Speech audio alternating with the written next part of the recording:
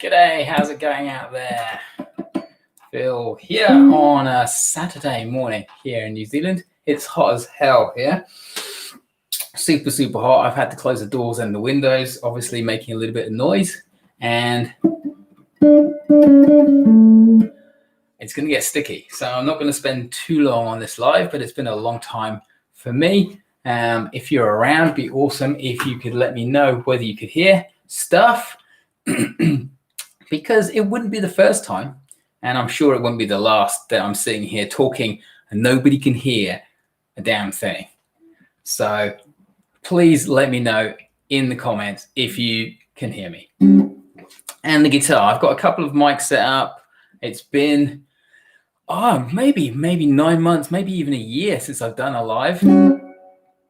And well, I thought I'd just have a play. I didn't want to schedule it. I didn't really know what I want to talk about today, but I've been playing around with this more sophisticated blues. And I remember back when I was a younger player, knowing about blues, I'm playing like basic blues, but not really understanding how this more sophisticated blues stuff was done. And I didn't really understand. So I'm going to run through that today. If you enjoy a little bit of blues, but you want it to sound a little more sophisticated, jazzy, whatever, I'm going to run you through a couple of things.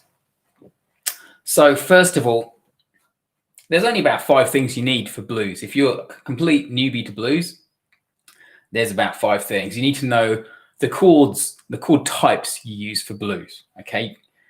Next, you need to know the structure of the progression. You need to be familiar with like the 12-bar progression, 12-bar blues.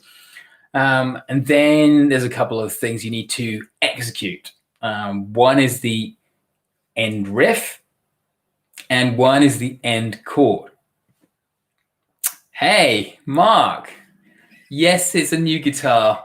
It is a 339, and I've been kind of hanging out for a jazzier guitar for a while. And well, there was a sale on, and you know what happens when a guy goes into a guitar shop anyway. I'm not 100% sold on this. The tone is lovely, but the action is a little bit higher than I'm used to. So maybe it just needs a setup. But a friend of mine's just bought a Sheraton, and so he's going to be lending that to me. What a great guy. He's just bought it, and he's going to lend it to me so I can do a comparison. And, you know, I'll see which one I prefer. Unfortunately, he got his Sheraton in from the United States, and the supply chain here is kind of stuffed, obviously. So there's no Sheratons in New Zealand for another 3 months. But Mark, if you could let me know if you can hear me, that would be really great. Because like I say, it wasn't the first time. I've just had no audio, and I've just been talking to myself and not knowing.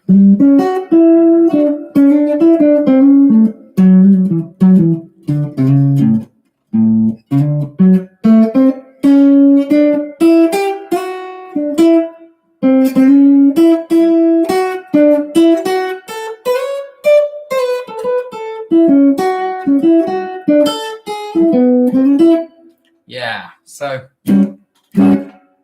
oh good, it all works. That's rare that you turn everything on after a year. I haven't done a live stream for about a year, and it all works, so that's really good news. Yeah, so this guitar, I wanted humbuckers. You know, I've only got that one guitar with humbuckers, and that's the Joe Satriani signature model. It's not something you want to bust out a kind of more mellow jam because it looks like you're going to thrash, right? So this was it. I wanted humbuckers. I wanted a kind of semi-hollow body. I actually wanted pearloid, those trapezoid inlays, because I never had a guitar with like big square fret markers. And I tried a Joe Pass Emperor 2 signature model, which is a full hollow body. Hey, Max Sundance, Happy New Year. Good to see you. I'm really pretty good. I've been out of the game for a lot. At the time you just bought, what did you just buy? Is it happy guitar day to you as well?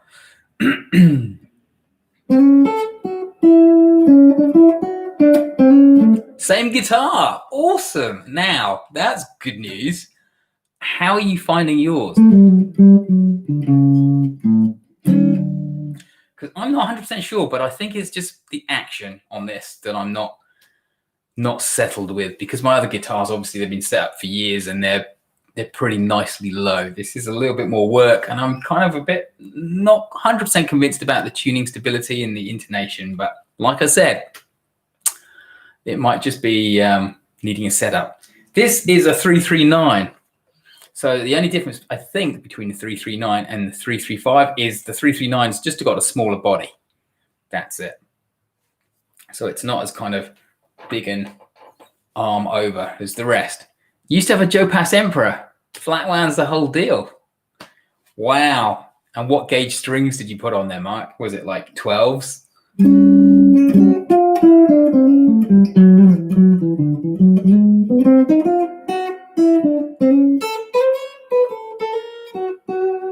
Oh, yeah.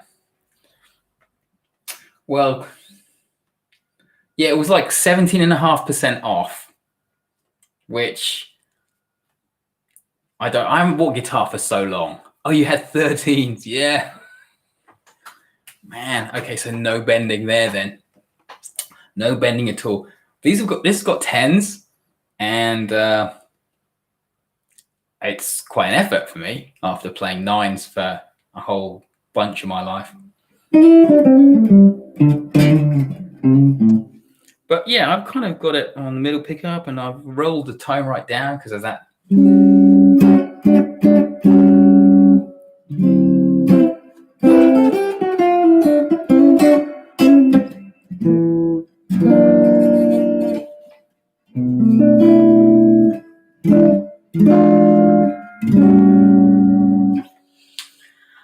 Oh. So Max Sundance, you said you got your guitar and it's real great for you. So that's nice. So I was going to run through some sophisticated, well, I say sophisticated, just next level up blues stuff. So I was talking about 5 things you need for blues. You need understanding of the chord types you play, which we'll get to in a second. Understanding of the structure, the 12-bar structure. And then you need 2 other kind of practical things. You need the end riff and you need the end chord. So let's quickly run through those. Okay, so the chords used in blues, usually everything is 7th chords.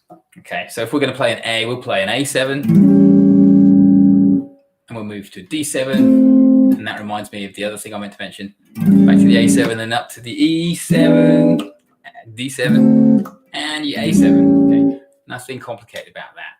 The other thing I meant to mention about the blues is you need to understand that it's a 1-4-5 progression.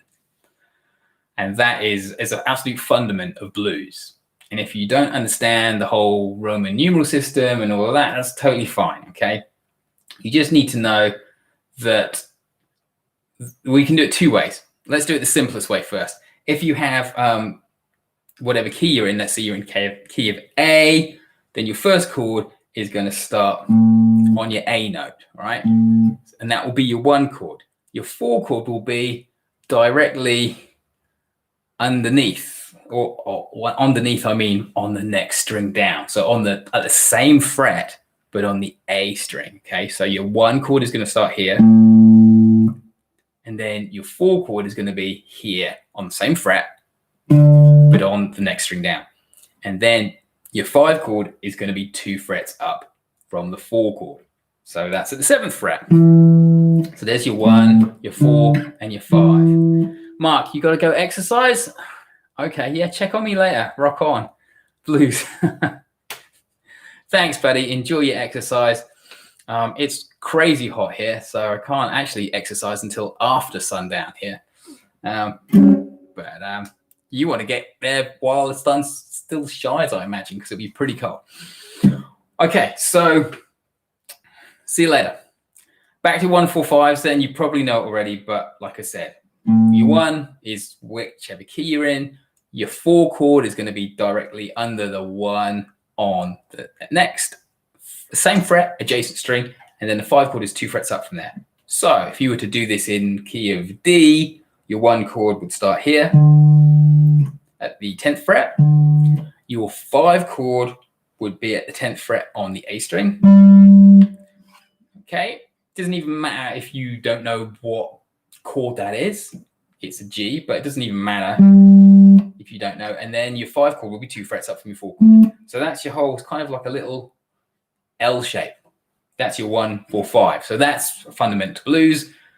Nothing you probably don't already know, but just want to cover that. If people are new to blues and watching, that's how you do it. So we understand where to find our 1-4-5. We understand that chord types are all usually 7th chords or beyond. When I say beyond, usually 9th chords also play a big part. And 9th chords are almost exactly the same as 7th chords. They just have one more note. Okay, and that's why they're interchangeable, because you can play an A7, and then you can move to the D7, or you could play a D9. There's not that much difference. And the reason there's not much difference is because there's only that one note that's different. It's only one extra note in a 9th chord. Okay, but if you took that one extra note off the 9th chord, it would be a 7th chord. Okay, dominant 7th chord. Okay, so I think 9th chords sound more bluesy.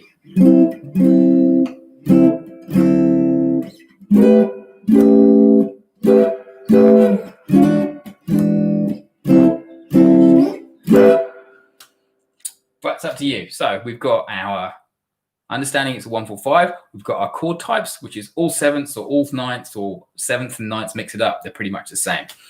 The other thing we talked about is understanding the 12-bar progression. Now, again, 12-bar blues is a real fundament. So we've got 12 bars, and for the first, let me think. Usually the first 4 bars is the 1 chord, and then we move to the 2 chord for 2 bars. That gives us 6 bars. And then we move back to the 1 chord for 2 bars. That gives us 8. And then we've got 1 bar of the 5 chord. That gives us 9. 1 bar of the 4 chord. That gives us 10. 1 bar of the 1 chord again. That gives us 11. And usually we go back to the 5 chord in the last bar, bar 12. So that's our 12-bar blues. So that's the third thing.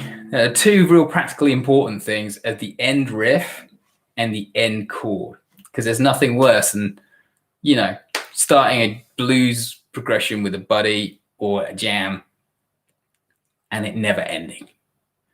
Okay, we can all start something, but this is what you need to end it.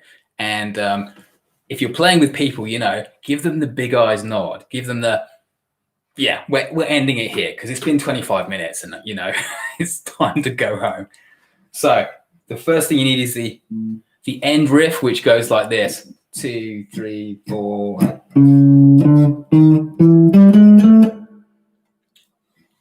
And that tells everybody, okay.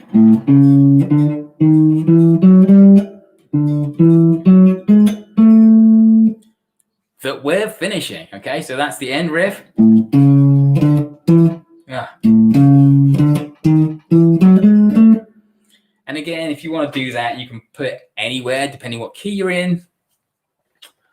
Aiden, names of the chords I'm playing. Okay, good question. the chords I'm playing are, I'm playing a 1-4-5 blues progression in the key of A, and I'm choosing to play an A7, a D9,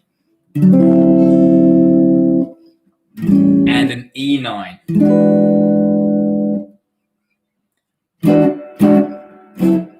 But you can play all sevenths if you like. I mean, it still sounds bluesy. Here's A. Let's just do all sevenths.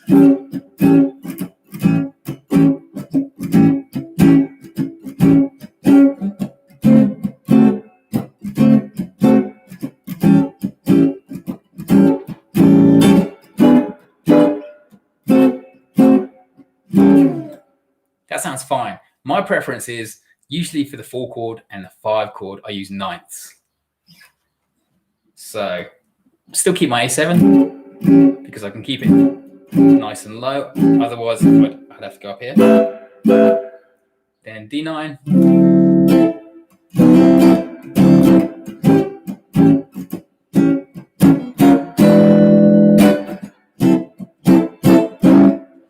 Okay, so we've done 3 things we need for blues. Now let's get on to the last bit, and then I'll get on to the making that progression more sophisticated. The last thing we need for blues, we did the end riff. And I'll go through those fret numbers in a second. But the last thing we need is the end chord, because you play the end riff and then you play the end chord. So the end riff, whatever key you're in, if you're in the key of A, you need to start on that A note. So you have to start it with your second finger, otherwise your fingers won't be in the right place to play the end riff. So we're going on the bottom E string, we're going 5, we're going 1 note on the bottom E string, gosh. And then we're going 4, 5, 6, 7, all on the A string. So it's literally walking up fret by fret. And then on the D string, we're going 4, then we're going 6, and then we're going 7. So 5, 4, 5, 6, 7, 4, 6, 7. My kid's calling. Sorry. You have to go take care of them. Sure thing. No problem, Max Sundance. We'll see you in a sec. Hopefully there is no disaster. End riff. The end riff we just covered. And if you needed to play it in a different key, you would literally take that whole thing and move it up and start it wherever. So if it was in D, you'd start it at the 10th fret and you play the same thing. Ooh, sorry. But we're down here. Now, the end chord, super, super important. The end chord is always the 9th version, a 9th chord version of whatever key you're in. So if you're in the key of A, as we are, the end chord is an A9. If you're in the key of D, the end chord is a D9, okay? And I've got a couple fingerings. If you're going, you can play this one. Okay, or you can play the other fingering of it.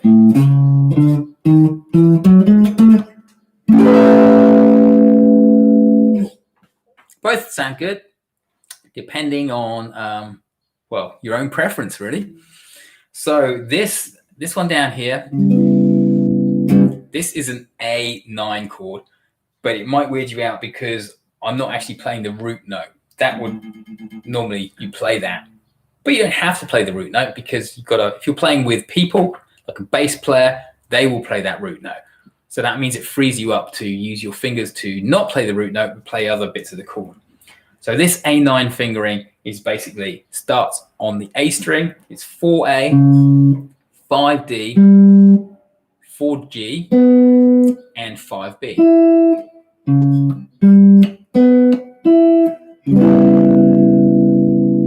But you have to remember, because this chord shape is also a chord shape for another chord. Don't want to get into that now, but you must remember when you think about this shape is that it's missing the root, but just make sure you visualize and know that root is there, because if you look at this as the root of the chord, it becomes something else. So don't confuse yourself there.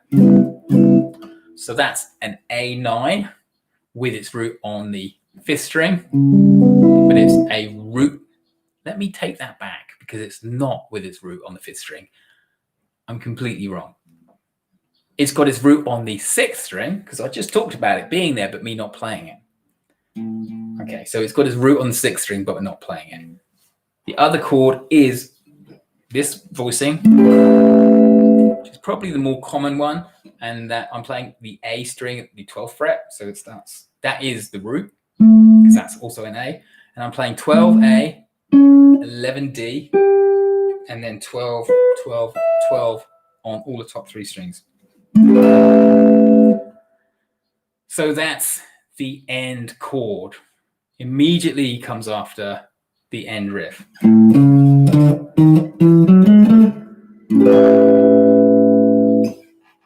All right, now let's go to making it more sophisticated, because earlier on, before you guys came in, I was playing this. I was playing.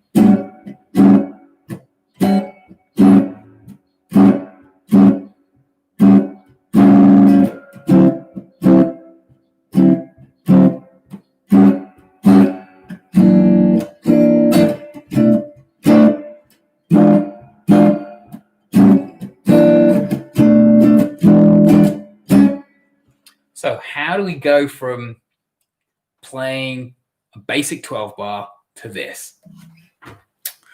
Well, let's go through it. Let's start with, well, what was this I was playing? Okay, well, this is basically, it's an extension of a 7th chord, or an extension of a 9th chord. When you make chords, you start with like 3 notes. There's like several layers. There's 3-note chords, which would be your basic major, your basic minor, your basic diminished triad, and your basic augmented.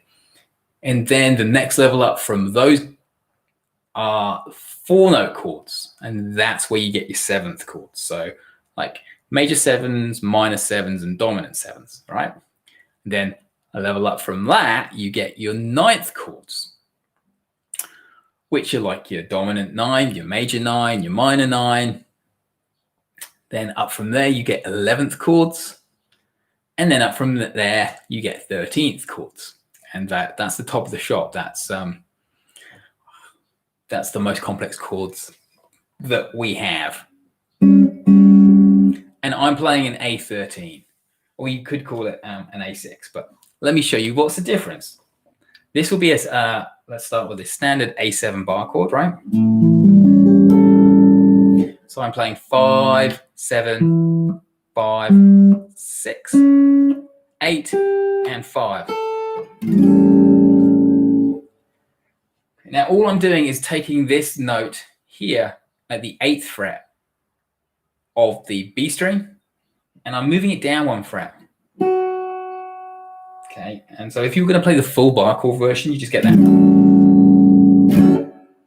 But I'm not playing the full bar chord version. I'm playing the same notes, but I'm just kind of not playing all of them. I'm still playing the note on the E string, then the note on the D, the G, and the B. So I'm playing these notes, but I'm just not playing the bar chord version. I'm just going to play this. So as you can hear, the same notes, it's just a different fingering. Okay, now you could play it like that, which would be 5 on the bottom E, nothing on the A string, and then 5 on the D, 6 on the G, and 7 on the B. Okay, but I'm not, because I've got an open A. So instead of fretting this A, I'm just going to play the open A and let it ring with the other strings. So that's what I've done. I've basically played an extension of a 7th chord. I've gone way up to a 13th. This is the 13th note. If you don't know how to find the 13th note of anything, you need to know a major scale shape. So you would play this and count 1, 2, 3, 4, 5, 6, 7, 8, 9, 10, 11, 12, 13. Okay, so the 13th note is in there. You might also call it an A6 because the 6 and the 13, they're the same thing. They're interchangeable because 1, 2, 3, 4, 5, 6. If you play that note and this note, they're the same. Just one's in the lower octave, so you could call that 6. That's the 13, but you can easily call that an A6.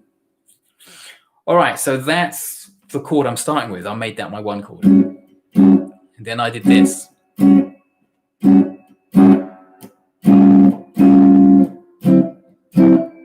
So what did I do there? I played my 13th chord. Just before the change, I played this. And as you can hear, it's quite dissonant. Why did I do that? It's because it's always good to add some tension immediately before a chord change.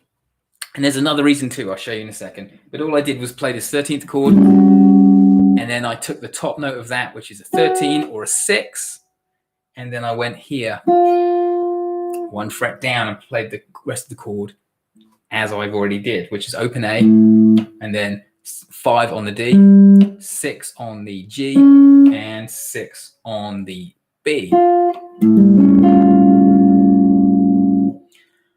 And if you want to know the name of that chord, you could call it an A7 sharp 5, because if that was the 6, okay, you could call that, if that was a 6, then that's the 5. So if I'm starting at the 5 and moving up, I'm sharpening that. So that's a sharp 5.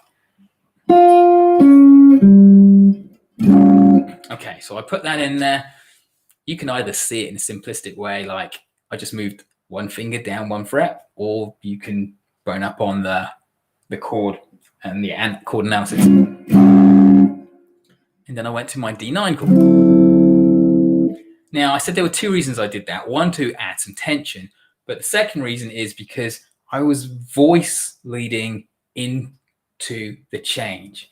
Voice leading is quite simply taking usually the top note of the chord and making a moving line into the next chord. So as you can see, I was here with my 13th note, or my 6th in my A13 or A6. Then I went here for my A7 sharp 5. And then my next chord was my D7. So what happened at the top there is this little melody was just with each chord I played.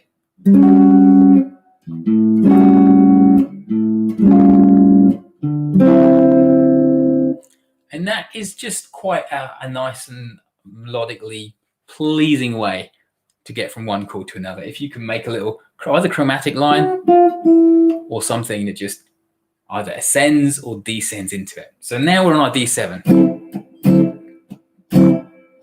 Nothing, D7, D9, sorry. Nothing strange about that. And then back to our A13. And then I went. Now what's that? Okay, so that is also, this is a 7 sharp 5 chord. And ordinarily it would just be an F sharp 7, right? Don't tend to play full bar chords so much these days. So I've done the same thing I did with my A13, which is just play the same chord, but just a slightly different fingering and leaving out a couple of notes.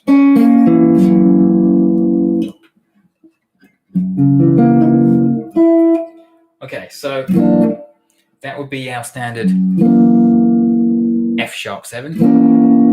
And then this is the 5, remember? So I'm moving it up 1, so I'm sharpening the 5. So that's an F sharp 7 sharp 5. Takes longer to say it than play it. Now, that in relation to our 12 bar, like I said, our 12 bar is our 1, our 4, and our 5.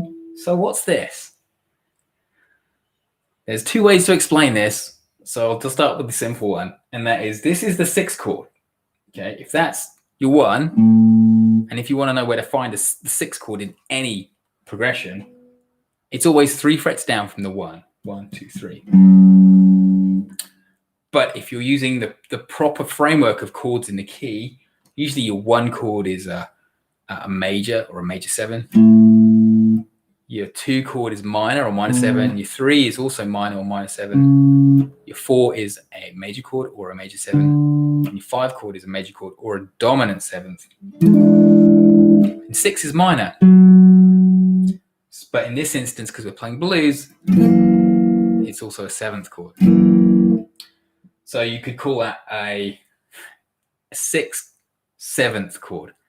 Gets a little bit confusing with numbers, but it's 6th, 7th chord. The other, even more complicated way of explaining it is that it's a secondary dominant. But I don't really want to go into that too much unless you guys want me to go into secondary dominant. But I did a workshop with Anthony Wellington a little while ago, and he had a great way of explaining secondary dominance and chords in the key. And he said, chords in the key, think about it like your family. Think of that like the family at the dinner table, okay? You're all there, you're all related, directly related by blood, okay? Secondary dominants are like your sister invited a friend to dinner, okay? So she's not directly related to you, but she has a relationship with one of the members of the family.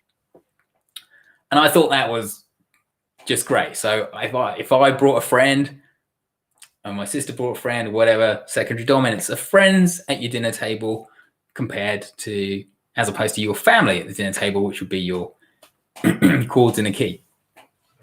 Okay, but this, I'm not going to get into it, but you could also see this as the 5 of 2. You might want to go look that up. Okay, so then we got that far, and then we went to this chord, and then back to here.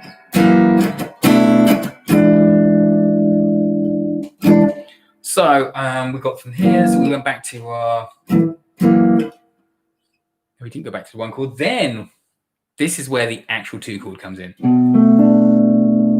Now, like I said, 2 chords are normally minor. In this instance in the blues, it is minor.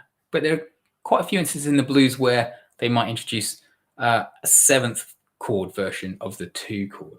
But here's my 1. So 2 frets up from the 1 is the 2. So I'm playing a B minor, or in this case, I played a B minor 11 because I wanted this top note, and I'll show you why in a second.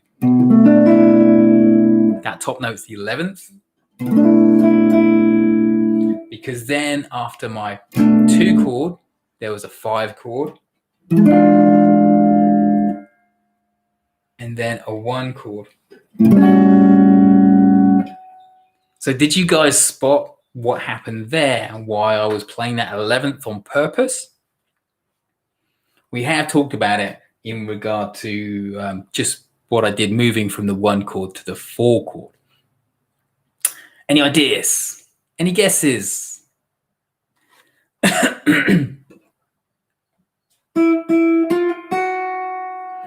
Okay, you remember when I was doing the 1 chord moved to the 4 chord, it was here, and then I was voice leading down 1 fret and then ending up there. Well, I've just done the same, but in the opposite direction, going from the 2 chord to the 5 chord to the 1 chord. So the 2 chord being B minor 7 or B minor 11, sorry. Then I played this 5 chord, which is an E7. It could be an E9, but I didn't play this note. I played a note 1 fret down. Okay, so if that was a 9, then this has got to be the flat 9. So if you include that note in your 7th shape, it's got to be a 7, an E7, flat 9. So going from here with the 11th chord, the B minor 11, 1, 1 fret up from there, and then back to our A13. So moving it the other way. And then there was this turnaround. So I went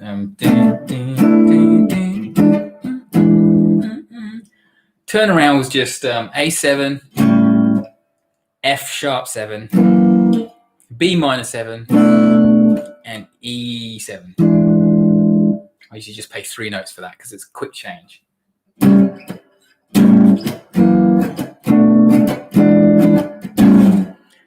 So that's how I built that slightly more sophisticated progression.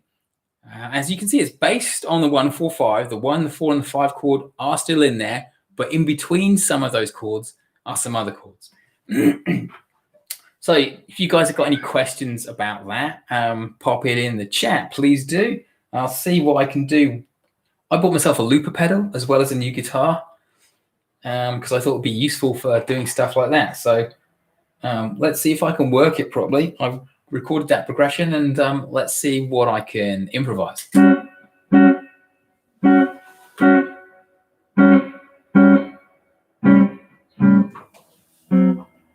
Sounds a bit quiet to me, but you guys are all right.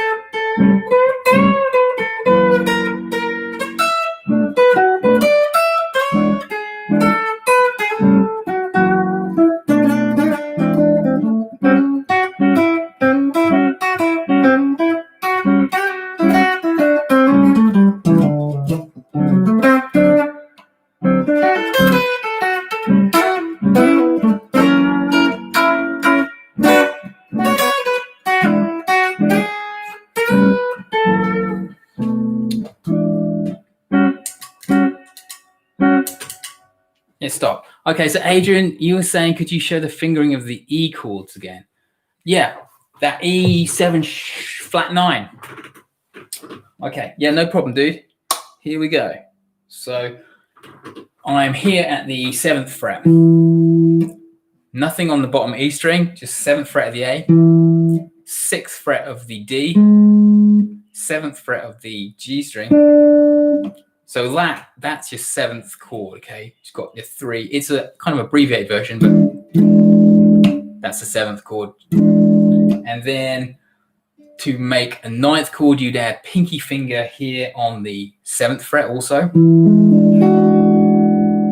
But if you wanted a flat 9, you would move that note we just added down 1 fret. So then you would get. So you've got that again, a little bit of tension before heading back to the new chord. And that's one of the things I talked about as soon as we started this, which is just add a little bit of tension just before the change. And I don't mean like 2 bars before the change. I mean maybe half a bar before the change. That's typically most effective. So then you would end up with 7 on the A, 7A, 6 on the D, 7 on the G, and 6 on the B string. Now, incidentally, if you move this down 1 more fret, you would get the kind of 1 full fingering of a 7th chord, which kind of looks like a C. So you got 7 on the A, 6 on D, 7 on the G string, and 5 on the B. So that's a nice alternate version of a 7th chord, because most people just play that bar chord version.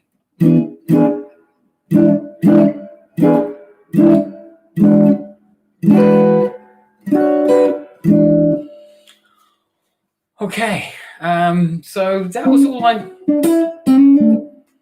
had for you today. I didn't want to spend too long because, like I said, it's summer here. It's crazy hot. I've got the studio lights on. I've got the windows closed, and I'm starting to really feel it. So, unless you guys want me to cover anything, if you have any questions about anything you want me to explain or run through, I'd be happy to, because I'm just sitting here. Hey, Mike J, thank you. Thank you. Still working on it. There's a lot to think about with all those chords. You know, I could cover a bit of that. Maybe we'll do some. I don't know. Depends if you guys are happy to hang out for another 10 minutes. All right, let's do something quick in 10 minutes. I'm going to put this down. Play Tour Down by Eric Clapton. Okay. Need a bit more drive, but believe it's in C. It starts on the 5 chord.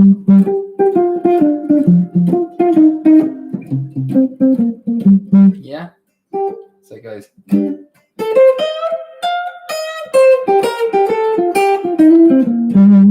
I'm tore down. I'm almost level with the ground. I'm tore down. I'm almost level with the ground. Well, I feel like this where my baby can be found. Went to the river to jump in. My baby showed up and said, "Oh, tell you what I'm talking about. I'm almost level with the ground. Well, I feel like this when my baby can be found." Now, with a heart and soul, love like mine will never grow old. I love you in the morning and in the evening too. Every time you leave me, I get back with you. I'm torn down, I'm almost level with the ground. Well, I feel like this when my baby can be found.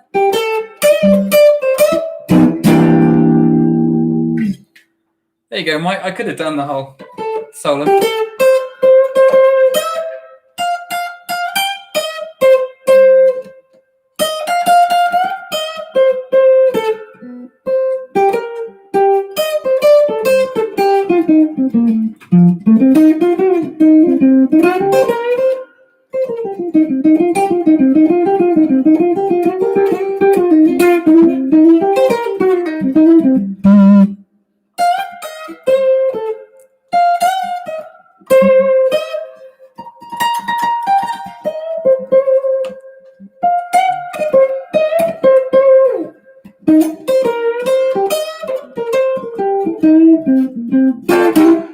Good call, Mike. That's a great song. Like I said, not the drive for it, but the fingers still seem to find the notes not bad. Okay, so what was I going to do? I was going to talk about some chord stuff. Thank you for the lesson. When are you going to do another one? Hard to say. I was thinking maybe trying to make this a regular Saturday morning thing, but you know, life gets in the way and I don't want to make any promises.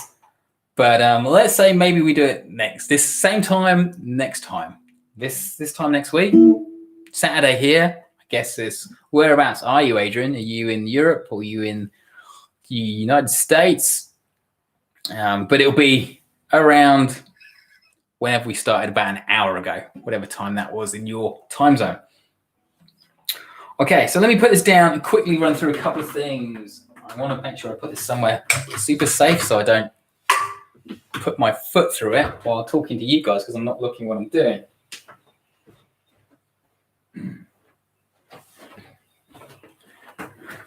Okay, whiteboard time.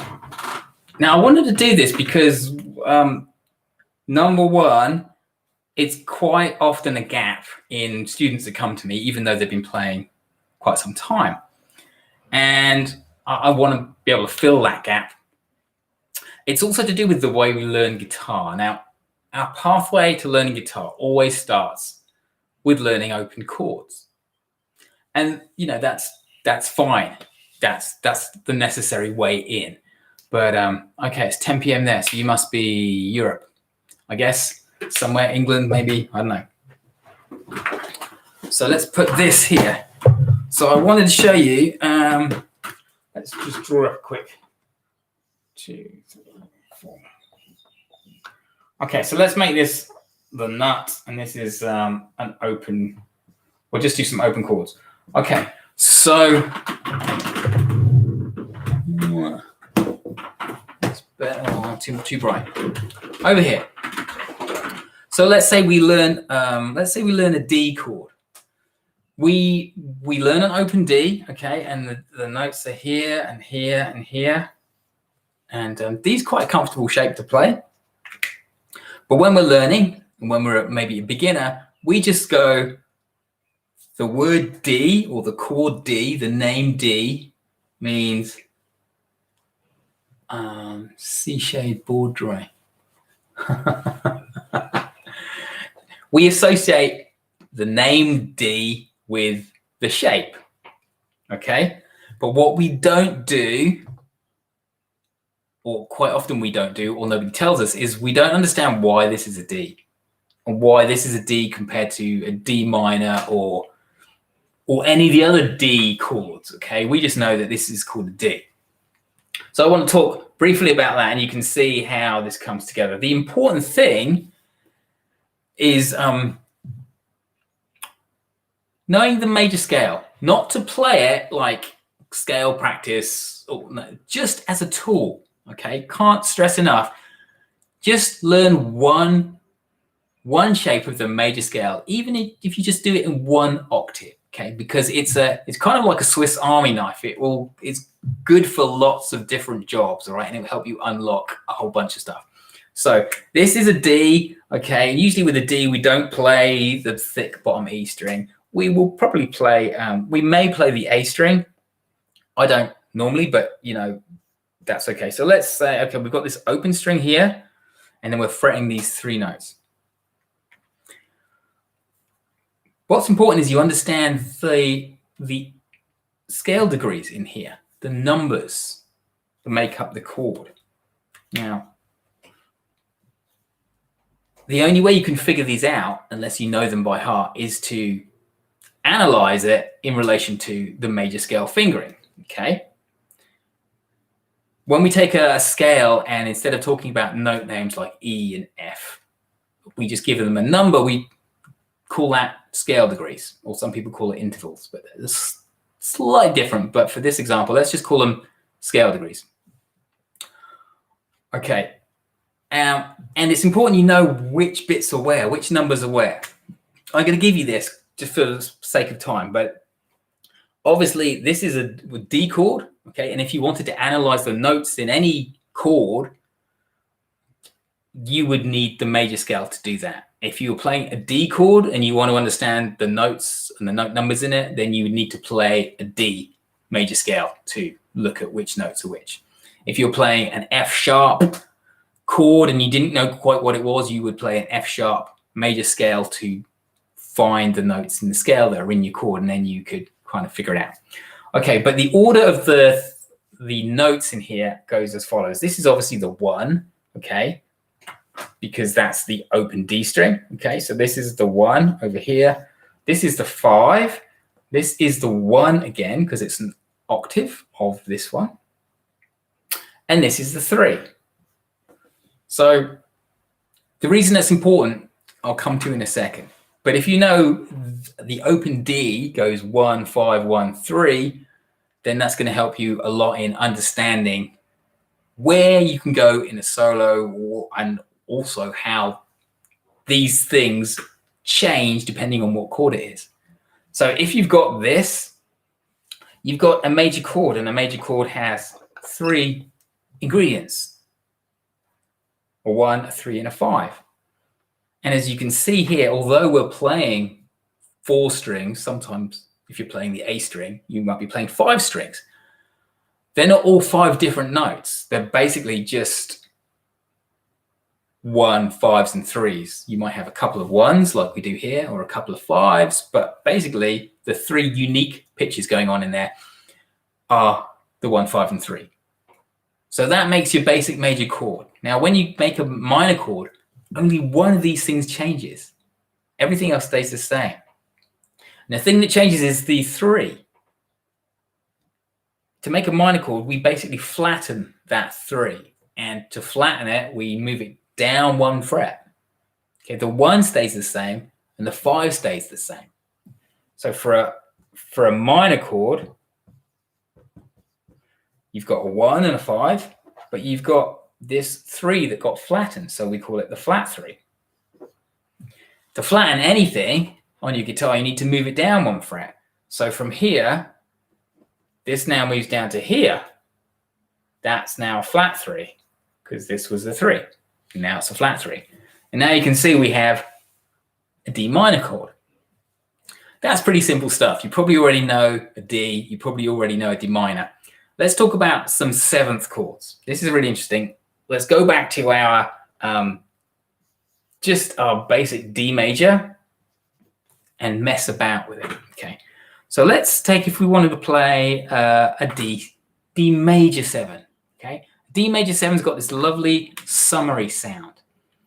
And D major 7 has got a 1, a 3, a 5, and a 7 in it. So if we want to make an open D major 7, what we need to do is mess with one of the notes in here. Now, you saw what we did with the 3. We moved the 3 from the 3 to the flat 3 to make a minor chord. Okay, but this is a major chord. This is a major 7. So the 3 stays where it is. Now, people get a bit weirded out by what I'm about to say next. But remember, if in your major scale you think about it as just numbers, it's the numbers 1, 2, 3, 4, 5, 6, 7. When you get to 7, you then repeat. So it's 1, 2, 3, 4, 5, 6, 7, 1, 2, 3, 4, 5, 6, 7, 1, 2, 3, 4, 5, 6, 7 in a continuous loop. Okay. So some people sometimes call the 1 that comes after the 7 the 8, just so everybody understands it. It goes up from there and it's linked. But I just prefer to call it an octave of the 1. And we've got that here. We've got a 1 here on our open D, and we've got a 1 here on our B string. Now, in the same way it goes 1, 2, 3, 4, 5, 6, 7, 1, 2, 3, 4, 5, 6, 7, 1 comes after 7. The reverse is true. If you're descending, you go 7, 6, 5, 4, 3, 2, 1. What comes after 1 when you're descending is 7 again. So if we were going to make this into a major 7 chord, we would take this one, because we've already got a 1 here, so we can mess about with this one. We move it down 1 fret. We flatten that 1. And when you flatten that 1, what do you get? Well, it's not flat 1. It's the 7, because the 7 comes after 1 if you're heading in the other direction. So that's a fingering for a major 7 chord. Now, if you want the dominant 7th chord, dominant 7ths contain a 1, a 3, a 5, and a flat 7. So if we want to make this a D dominant 7, or just a D7 for short, we would take that 7 and we'd flatten it because it needs to have a flat 7. So this would go here. And then we'd have a 1, a 5, a flat 7, and a 3. And that would be our dominant 7th chord.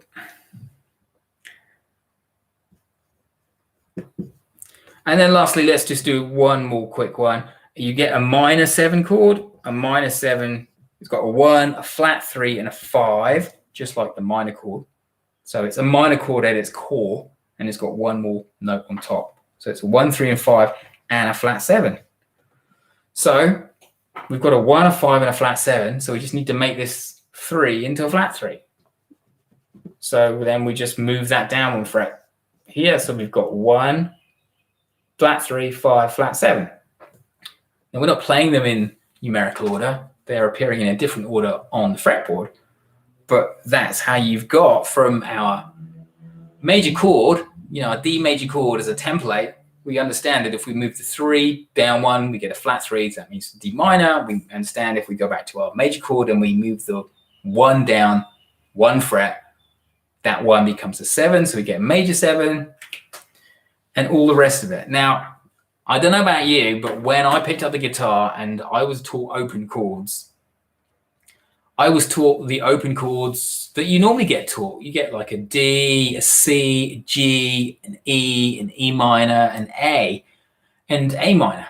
And I think maybe we got D7, but nobody ever stopped and told me why these were what they were and how you could move things around inside the chord to make different chord types. So I didn't want to go deeply into it, but I felt that if it's something that nobody's ever run through with you, because nobody ever ran through it with me, it was worth doing. Now, I wanted to talk to you. I won't go into this again deeply, but I had said, why is it useful? Well, it's useful because it helps you with soloing.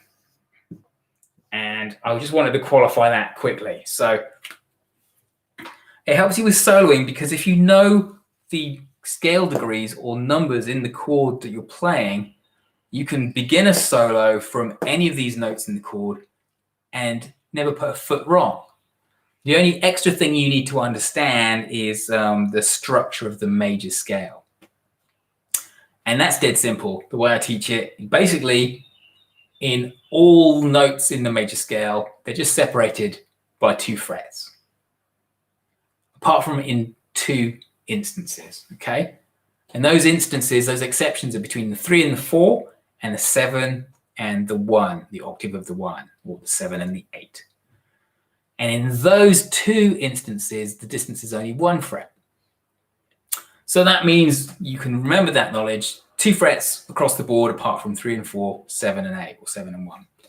And with any chord, we don't have to be playing open chords. We could be playing bar chords further up the neck. But if you know what note numbers are in there, you could start your solo on any string based on the chord shape and know, okay, if we wanted to play a melody here and I wanted to start it on my top string, I'm starting at the 3. I'll start at the 3 because it matches the chord I'm playing. So that's a good one.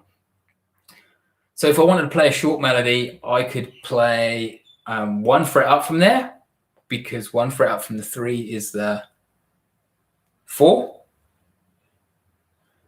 Okay, so I could play 3, 4, and then also take a look at the notes below that 3. Like, take a look at the nearest neighbors so you know what options you play. So 3, the distance between 2 and 3 is 2 frets. So that's the difference between the 3 and the open string, because that's 1 fret down to fret 1, and then 2 frets down to fret 0, which is the open string. So then you could play this melody here. You could play the open string, 3, the 4. You know between the 4 and the 5 is 2 frets. So then you can go up here. And I mean, that's not the total of it, but it is all I wanted to cover today, because a lot of people see soloing and chords and rhythm work as completely separate things. And I'm here to tell you that they are not. They are exactly the same thing. Think about it. When you strum a chord, you're playing several notes. And because it's a strum and all those notes are played simultaneously, we call it a chord. Ding. But if we take those very same notes in the chord, and this is my last point, we take those very same notes in the chord and we make a melody out of them, we're playing the same notes that were contained in the chord, But now we're just playing those notes one after another to make our lead lines. So if you're ever asking yourself, you hear a chord progression and you're asking yourself the question, what scale can I play over all these chords? That is the wrong kind of question. The right kind of question is, what are the notes given to me in the chords that I can use as my starting point for making my melodies and solo lines? Because you can have a scale that fits over everything. It's a one size fits all. And if you're a super beginner, that's a relief to you because you only have to remember one thing. But what happens is we get to that point and we stay there forever. We learn a pentatonic and we just stay there and we never move forward. And that's why you hear about so many people being trapped in the pentatonic box, not knowing what other notes they can play. Or all of that starts with only going as far as, phew, I've only got to remember this one scale and I can do it over everything. It works okay, but because it's a one size fits all, it won't fit in certain places as well as others. And if you ever want to know what's the best notes to play of this progression, let's say it's a progression of B minor and E. Let's just start with those two chords. The best notes to play over the B minor are the notes from the B minor chord. And you're like, wait, isn't that cheating? No, you're given this stuff, so you just match it. Play the notes in the chord. You might play them in a different order. You might play them in a different octave. And obviously you need to add rhythm and phrasing to these notes. But don't think about scales. Think about the notes given to you in the chord, because it's given to you. It's like a present. It's like, this is what you need to play. Here is everything you need for this chord. Now, when it changes to the E chord, the same thing applies. Then you have to forget about the B minor notes and then look at the notes in the E chord and then use those. Here are the notes in the E. Here's what you can choose from. I'm literally giving it to you. All you need to do is phrase with them, okay? So thank you for joining me today. It's been an hour. I thought I'd do 45 minutes and see how it has gone. So thank you, Adrian. Thank you, Max. Thank you, Mike. Thank you, Mark. And anybody else who's sitting there on the sidelines who hasn't said hi as yet. Thank you for joining me. If you have any questions, fire away. If not, I'm going to wrap it up in one minute. You've spent some time with me today. I appreciate you coming and hanging out. Thank you so much. Let's try and do the same thing maybe this time next week around the same time. I hope you're good. I hope you're safe. Well, it's pretty crazy at the moment. I'm very fortunate to be here in New Zealand where, it seems like an alternate reality.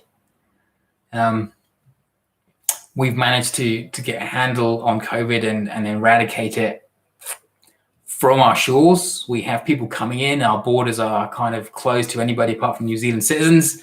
And everybody's going into managed isolation when they arrive in the country and having 2 tests before they're released. So it feels like the last lifeboat here. So I'm very privileged to be here. I'm not a native Kiwi. I emigrated here quite some time ago, but wherever you guys are, just, do all the things that you need to do to keep yourself safe. All right, guys. Have a great rest of your Friday, if it's still Friday for you, or wherever you are, whatever you're doing, be safe and be kind to each other. Bye for now. See ya.